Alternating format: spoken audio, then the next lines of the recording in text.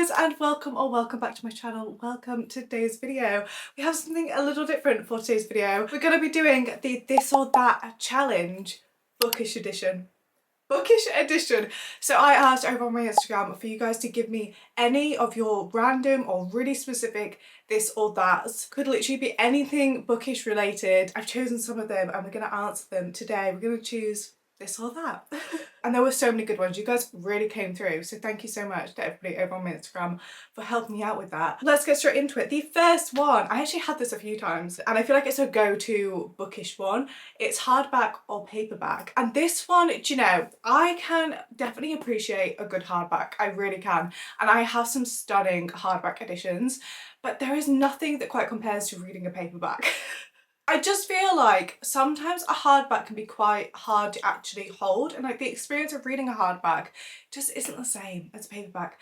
I do think that I am a paperback girly for definite, so I'm gonna have to choose paperback for this one. Insta love or slow burn. Okay. I do feel like it kind of depends on the romance sometimes, because if I'm picking up like a fluffy, light-hearted romance, I don't care as much that it's more insta-lovey. That's kind of what I'm expecting going into it. But I feel like the majority of the romances that I read, or like romancy, I am expecting me to become like attached to these characters and for me to be building this connection with them almost.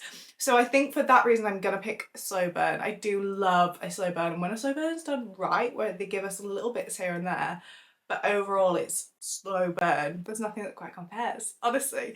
So I'm gonna have to say slow burn. Okay, Lisa Jewell or Riley Sager. These are two thriller authors. And this one is so hard to compare, I think, because I would say that Lisa Jewell was more on the mystery side of thriller, and I do like more thriller elements in my thrillers now. Lisa Jewell is one that definitely got me into reading. But then we have Riley Sager, and Riley Sager is more of that thriller element, but I have only read 2 books from him, and one I really enjoyed and one I did not like at all. At all. So I feel like I don't have as much to go off. Whereas Lisa Jewell, I have read quite a number of her books actually. I think like 5 or 6 of her books, maybe even more than that.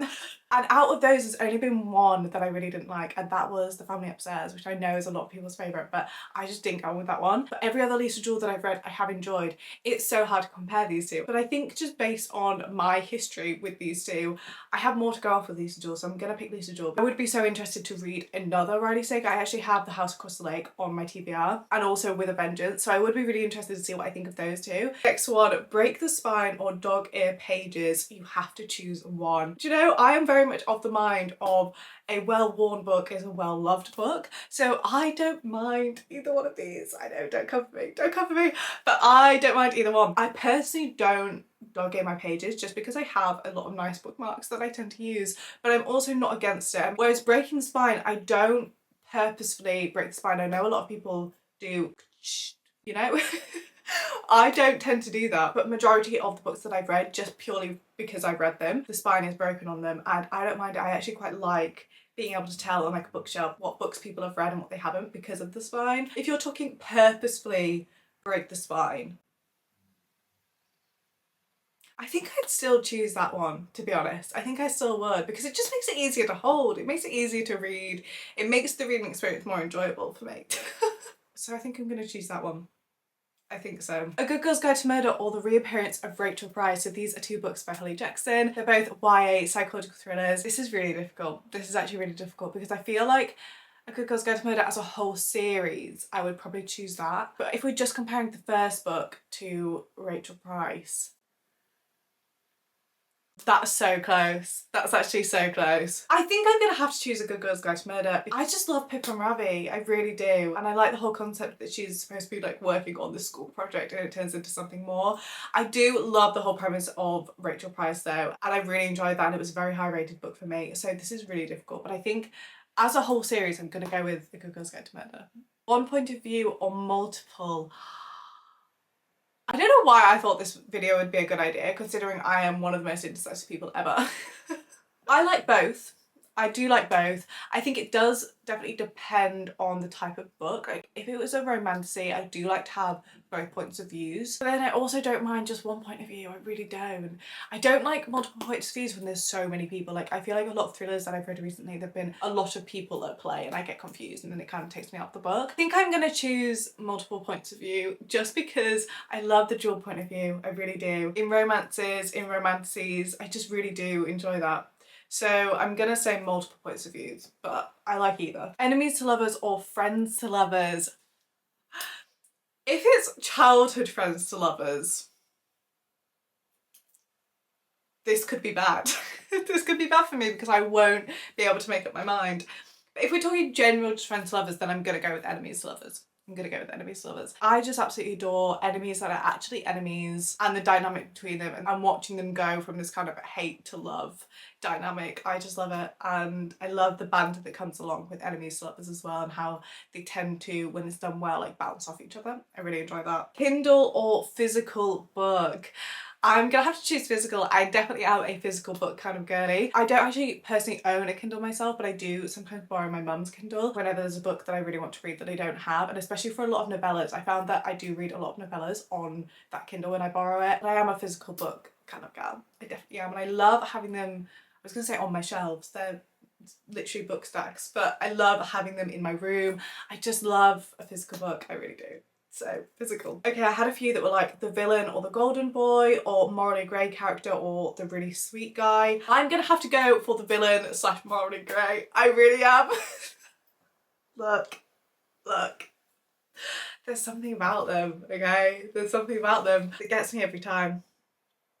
I do love a morally grey character, I really do. Within certain boundaries, but generally, I really do. I really do. I'm just gonna leave it at that. Less than 300 pages or more than 300 pages? I think I'm a less than 300 pages kind of person. I don't know. I don't know if that's just recently, because I did go through a phase of reading a lot of chunky books, but I do think that there is something quite intimidating about a longer book, and I do think that there is something quite nice about a shorter book and something that's just going to be quick and easy to read, and there's no real chance for you to get bored. I don't know, maybe that's just a me problem. Maybe that's just a me problem. Listening to audiobooks with headphones or listening to audiobooks out loud in the room. This one has to be with headphones for me. It has to be. I just don't think I would actually pay attention if it was out loud in the room. I think I need it like directly into my ears.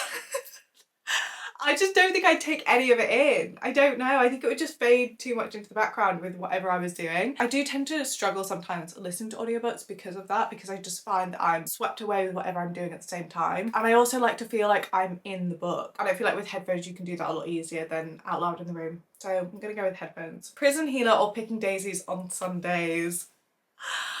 I love that you've given me this because it means that you know me quite well and you know my reading taste well, and you know that I loved Picking Daisies on Sundays recently. So I literally love that question. I'm gonna have to pick Prison Healer though. I'm gonna have to pick Prison Healer. I do love Picking Daisies on Sundays and I love Levi and Danny in that book. I really do, and I think there's something so refreshing about that romance. But I just adore Prison Healer, and that was a 6-star read for me. So I'm gonna have to choose Prison Healer. Reading in the morning or at night time? Definitely do more of my reading at night, but which do I prefer? I do love a morning read, especially when you don't have anything that immediately needs doing. You can actually have the time to relax and spend the morning reading. But I feel like I don't really get to do that very often. Whereas reading at night, I literally read every single night, and there's something about that feeling when you find a book that you can't put down and it ends up being like 3 AM. I kind of love it and hate it at the same time. Like, I absolutely love that feeling. That feeling is just so unmatched, and then you wake up the next day kind of like, what have I done? What have I done? But also you don't regret it because you've spent the entire night reading, which I love. So I think I'm gonna choose reading at night, and also I do get most of my reading done at night, so I'm gonna go for that one. We have another comparison. Powerless or Prison Healer? You know me well. You know me well. These were both 6-star reads for me, and they're both romantasies, so this is really hard to judge because we have Peyton and Kai in Powerless. Then like the whole world of the Prison Healer I love, and I love the fan family in the Prison Healer. Oh my goodness, this is so hard. I'm gonna talk series. As a whole series, I think I'm gonna go for the Prison Healer. Who would have thunk it? Please know that that is so close, like so close. I just think that The Prison Healer, for me, my experience was more consistent across all the books. Honestly, so difficult to choose, and I kind of hate that I have to choose between those two. But I think all in all, oh, but Peyton and Kai. We're not talking couples though, are we? Because if we were talking couples, then I would choose Peyton and Kai. But I think overall, world, plot, characters, the setting, like the fact that it's set in a prison, I also really enjoyed. That's like right up my street. So like that whole setting I loved, and also the trials in The Prison Healer. I do think that I preferred the trials in that one, so I'm gonna go with The Prison Healer, but that was too difficult to choose. Last this or that we have is character driven or plot driven. This is a really interesting one because I think if you'd asked me a year ago, or even at the start of this year, I probably would have said character driven. Like some of my favourite books are character driven, but now I am so much more here for the plot. I really am. And especially with some of the books that I'm like gravitating more towards now, I think that they are more plot driven. I do think that the character is the thing that I become like attached to and connected to. So I do think that the characters are so important, but in terms of the actual story, I think really great characters in a plot driven book.